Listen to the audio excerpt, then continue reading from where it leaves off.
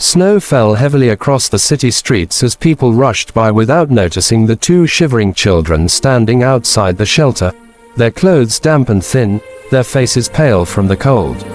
Inside, volunteers worked quickly, handing out bowls of soup to the homeless, while a man in a black coat, tall, calm, and sharply dressed, stepped out to take a call.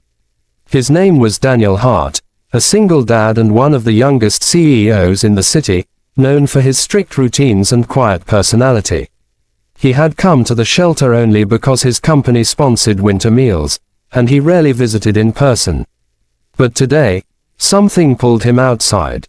The cold wind cut through the air as he slipped his phone into his pocket and turned, only to see a young boy, around 8 years old, hugging his little sister tightly. The boy's backpack was old and muddy, the straps nearly torn, and the girl in his arms was barefoot, trembling. Daniel felt something twist inside his chest. He slowly knelt down, his breath forming clouds in the frozen air. The boy looked up, eyes big and frightened but brave enough to speak. "Sir," he whispered, holding his sister tighter. "My sister, she can't walk." Daniel looked at the little girl's tiny legs hanging weakly, her toes red from the cold, and his heart stopped for a second. The boy swallowed hard and continued, his voice cracking. We have nowhere to go tonight. Can we stay with you? Just tonight, please." Daniel stared at the children, fighting the storm inside him. He wasn't used to emotional decisions. He lived a life of order, plans, meetings, and responsibility.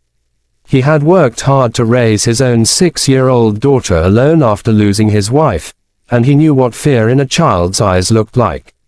But these two were strangers, and he was a CEO, not someone who took kids home from the street.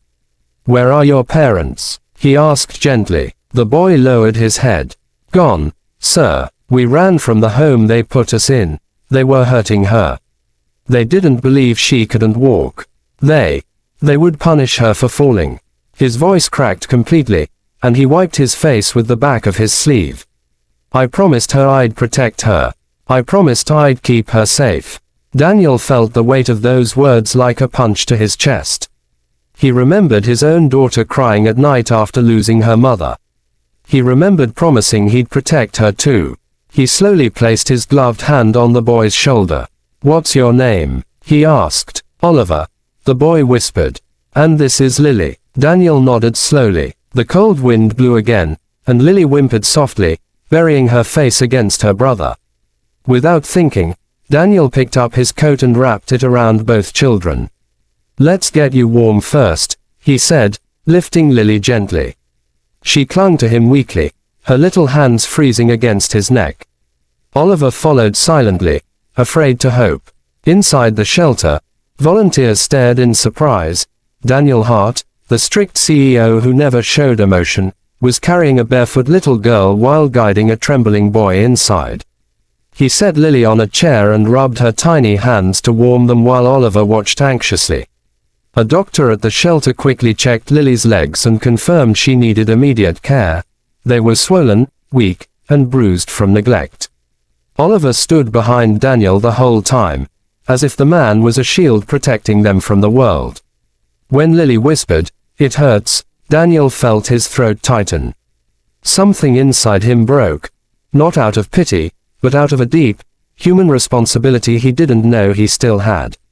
He looked at Oliver, who was doing everything to stay strong even while shaking from cold and fear.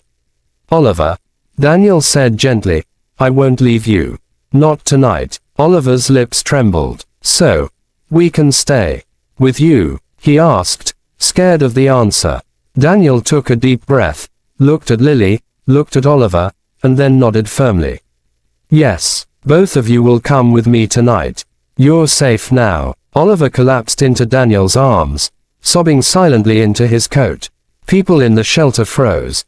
Nobody had ever seen Daniel Hart hold anyone like that. As the snow outside thickened, Daniel picked Lily up again, took Oliver's hand, and walked toward his black SUV.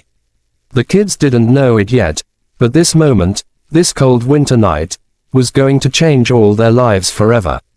The drive to Daniel's home was quiet except for Lily's soft breathing as she slept in his arms and Oliver's nervous glances at every passing streetlight.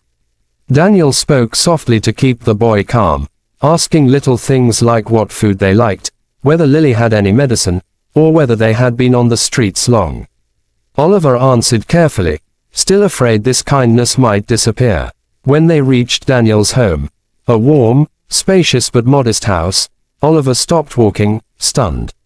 "This is your house," he whispered. Daniel nodded and guided both children inside, where the smell of fresh soup and soft music filled the air. His daughter, Emily, ran out from the living room, her eyes widening as she saw the other children. "Daddy, who are they?"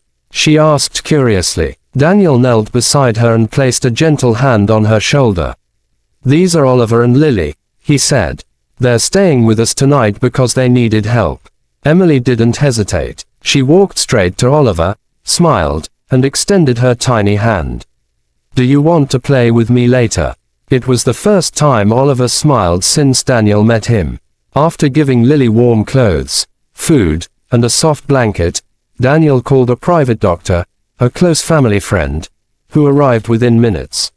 She examined Lily and confirmed what Daniel feared. Her legs were weak from long-term mistreatment and lack of care, but with proper treatment, she might walk again. Oliver sat beside his sister, holding her hand tightly. "Will she be okay?" he asked in a trembling voice. "She will," Daniel said firmly. "I promise." It was a promise he meant with every part of him. After the doctor left, Daniel prepared beds for the children. Lily was already sleeping peacefully, her tiny fingers still clutching Oliver's coat. Oliver stood in the hallway, unsure what to do. "Sir," he whispered, "thank you for everything. Nobody ever stopped for us. People look, but they don't see us." Daniel knelt down, placing both hands on the boy's shoulders. "Oliver," he said in a calm, warm voice, "you don't have to call me sir. And you don't have to be afraid here. You're not alone anymore." Oliver tried to hold back tears, but they streamed down silently. All the fear, the cold, the hunger, the nights spent protecting his sister, everything came out. Daniel gently pulled him into a hug, the same way he comforted his own daughter. "You're a brave boy," he whispered. "Braver than most adults I know." That night, Daniel stayed awake longer than usual, watching the children sleep peacefully for the first time in years. Emily curled beside Lily, holding her hand, while Oliver slept in the bed meant for guests, his face finally relaxed. Daniel felt a strange warmth fill the house, something it hadn't had since his wife died. The next morning, over breakfast, Oliver looked nervous again. "Sir, I mean, Daniel, are you taking us back today?" Daniel placed his cup down and looked directly into Oliver's eyes. "No," he said firmly. "You're not going back there.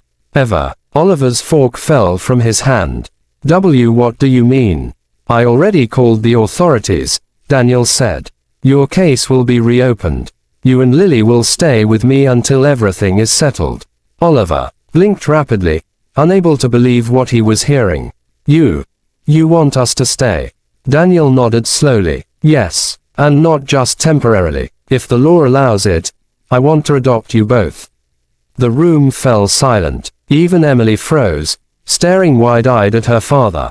Oliver's lips parted, his chest rising and falling as if he couldn't breathe. "Adopt us," he whispered. "Me and Lily." Daniel nodded again, softer this time. "If you'll let me." Oliver didn't say anything. He simply launched forward, wrapping his arms around Daniel with all the strength his small body carried. Daniel held him tightly, one hand on his head, the other around his back. "You saved us," Oliver whispered. "No," Daniel replied gently. "You found me." That moment became the beginning of a new family, one built not by blood, but by kindness, courage, and a single winter night that changed everything. And as the snow melted outside, Lily's treatments began, hope returned to the children's eyes, and Daniel realized that sometimes, the family you're meant to protect finds you on the coldest day of your life. If you're still watching this story, don't forget to subscribe. It motivates us to create more emotional, life-changing stories for you. Your support means the world.